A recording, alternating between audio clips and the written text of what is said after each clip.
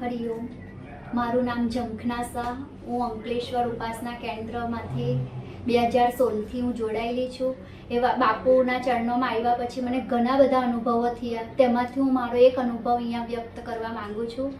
અમે 2020માં અહીંયા કચ્છ ભુજ ફરવા ગયા હતા. ત્યાં મારી બસનું એક્સિડન્ટ થયું. મેન્ટલી બધા જ લોકોને એટલું બધું વાગ્યું હતું.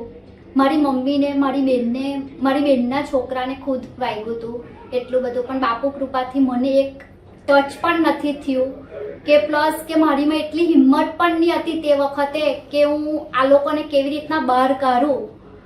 અને મને કોઈને ઇન્જેક્શન મૂકે તો પણ મને ડર લાગતો હતો. પણ બાપુ એવી મને તાકાત આપી કે મેં મારી બેનને અને એના છોકરાઓને બસમાંથી ખેંચીને બહાર કાઢ્યા. પ્લસ મેં એમને ત્યાંની હોસ્પિટલમાં લઈ ગઈ, પાટાપિંડી કરાવ્યું. ત્યાં પછી મને કહે છે કે તમે અમદાવાદ સિવિલમાં લઈ જાઓ.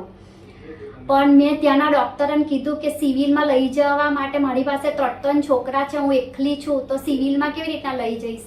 પણ મારે તો ભરૂચ જ લઈ જવું છે આ લોકોને. તો કે તમારી પાસે એમ્બ્યુલન્સવાળા 8-10 હજાર, મેં કહું 10 ના 12 હજાર લેશે તો કંઈ નહીં, તમે અમને સહી કરી આપો. મેં સહી પણ કરી.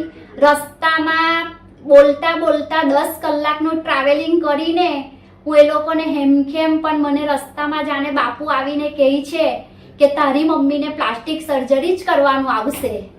આજે મારી મમ્મીને પ્લાસ્ટિક સર્જરી કર્યા પછી પણ 15 દિવસ સુધી એ કોમામાં જેવી રહી. ઓળખતી પણ નહીં હતી, પણ મને એમની પર શ્રદ્ધા હતી કે ઓળખશે બધાને, બોલશે, ચાલશે. મારી બેનના બી હાથમાં એટલું મેજર પ્રોબ્લેમ હતો કે મારી બેનને હતું કે મારો હાથ કદાચ છૂટો પડી ગયો છે.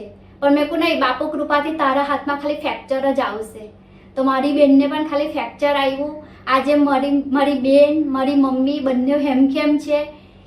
એવો બીજો જ મારો અનુભવ કે જ્યારે મારું 2015માં થાઇરોઇડનું ઓપરેશન કરાવેલું, તો બધા એક વખત થઈ ગયું ઓપરેશન. પછી અમદાવાદ અમે બતાવવા ગયા તો ત્યારે મને એવું કીધું કે તમારે બીજી વખત ઓપરેશન કરાવવું પડશે, તમારું ઓપરેશન બરાબર નથી થયું.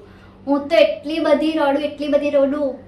પણ એમની કૃપા હશે ત્યારે તો એમને ઓળખતી પણ નહીં હતી કે બાપુ કોણ છે.